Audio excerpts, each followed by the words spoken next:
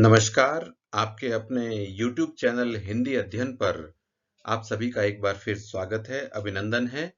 आज मैं संजय कुमार पीजीटी हिंदी आपके समक्ष एनसीईआरटी कक्षा 7 हिंदी विषय की पूरक पाठ्य पुस्तक बाल महाभारत कथा के अंतिम दो पाठ 39 पांडवों का धृतराष्ट्र के प्रति व्यवहार और पाठ 40 श्री कृष्ण और युधिष्ठिर लेकर प्रस्तुत हूं। आइए अध्ययन करते हैं इन दो पाठों का।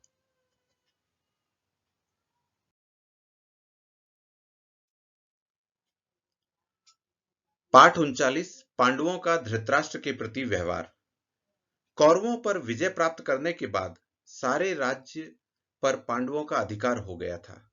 युधिष्ठिर ने अपने भाइयों को धृतराष्ट्र को किसी प्रकार का दुख न पहुंचाने की आज्ञा दे रखी थी। भीम के अतिरिक्त सभी धृतराष्ट्र का पूरा आदर करते थे और उन्हें सुख सुविधा पहुंचाने का प्रयत्न करते थे। भीम कभी-कभी उन्हें कटु शब्द कह देता था तथा उनकी किसी भी बात को नहीं मानता था। धृतराष्ट्र भीम की बातों से आहत हो जाते थे, परंतु गांधारी भीम की बातों को चुपचाप सह लेती थी। वह कुंती से स्फूर्ति पाकर धीरज धर लिया करती थी। एक दिन धृतराष्ट्र ने युधिष्ठिर से वल्कल धारण कर वन में जाने की बात कही, तो युधिष्ठिर ने युयुत्सु को राजा बनाने व धृतराष्ट्र को शासन संभालने व युधिष्ठिर ने खुद वन में जाकर तपस्या करने की बात कही।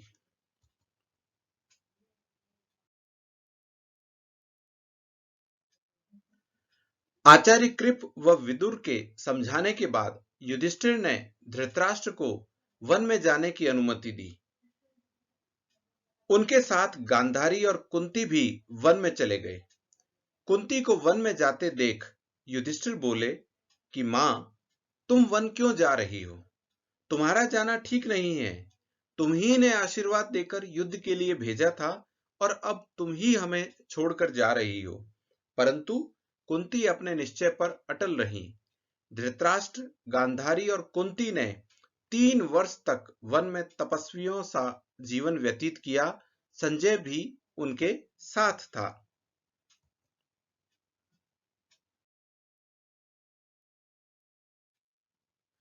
अब पाठ 40 श्री कृष्ण और युधिष्ठिर। महाभारत के युद्ध के बाद श्री कृष्ण ने 36 वर्ष तक द्वारका में राज्य किया। उनके सुशासन में यदुवंश ने सुख समृद्धि को भोगा, परंतु आपसी फूट के कारण अंततः यह विशाल यदुवंश समाप्त हो गया। यह वंशनाश देखकर बलराम ने समाधि लगाकर शरीर त्याग दिया। सब बंधु बांधवों का सर्वनाश हुआ देखकर श्री कृष्ण भी ध्यान मग्न हो गए और समुद्र किनारे के वन में अकेले विचरण करते उन्होंने यह जान लिया कि संसार छोड़कर जाने का उनका समय भी आ गया है। यह सोचते सोचते वे एक पेड़ के नीचे लेट गए। इतने में कोई शिकारी शिकार की तलाश में आया और सोए हुए श्री कृष्ण को हिरण समझकर एक धनुष तान कर तीर मारा। तीर श्री कृष्ण के तलवे को छेदता हुआ उनके शरीर में घुस गया और उनके देहावसान का कारण बन गया।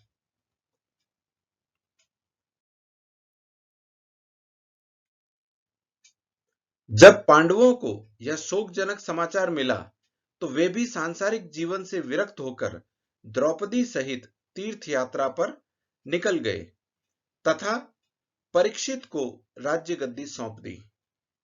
तीर्थ यात्रा करते हुए वे हिमालय पहुंच गए।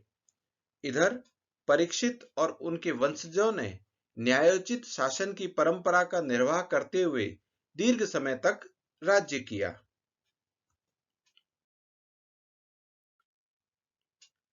अब पाठ 39 पांडवों का धृतराष्ट्र के प्रति व्यवहार के प्रश्नोत्तर।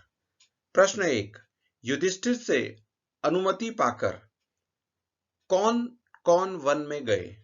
युधिष्ठिर से अनुमति पाकर वन में धृतराष्ट्र, गांधारी और कुंती गए। संजय भी उनके साथ गए। प्रश्न 2, कुंती को वन में जाते देखकर युधिष्ठिर क्या बोले? कुंती को वन में जाते देख युधिष्ठिर बोले कि मां, तुम वन क्यों जा रही हो? तुम्हारा जाना ठीक नहीं है। तुम्ही ने आशीर्वाद देकर युद्ध के लिए भेजा था और अब तुम ही हमें छोड़कर जा रही हो।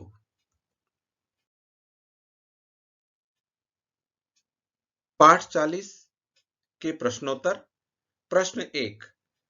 महाभारत के बाद श्री कृष्ण ने कितने वर्षों तक द्वारका में राज्य किया? उत्तर है, महाभारत के बाद श्री कृष्ण ने 36 वर्षों तक द्वारका में राज्य किया। श्री कृष्ण की मृत्यु कैसे हुई?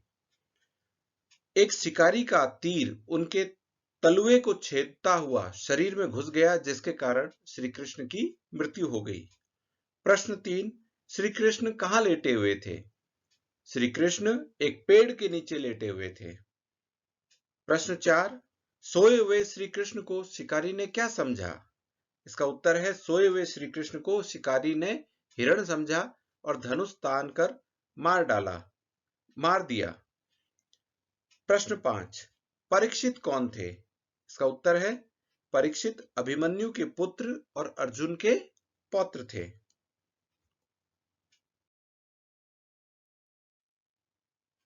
आशा है यह दो पाठ आपको समझ में आए होंगे। इन दोनों पाठों की कथा आपको समझ आई होगी, साथ ही साथ इसके प्रश्नोत्तर आपके लिए उपयोगी रहेंगे।